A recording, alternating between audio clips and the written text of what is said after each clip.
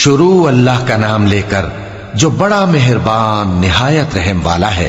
حامیم، یہ کتاب رحمان الرحیم کی طرف سے اتری ہے، ایسی کتاب جس کی آیتیں جدا جدا بیان کی گئی ہیں، یعنی قرآن عربی، ان لوگوں کے لیے جو سمجھ رکھتے ہیں، جو بشارت بھی سناتا ہے اور خوف بھی دلاتا ہے۔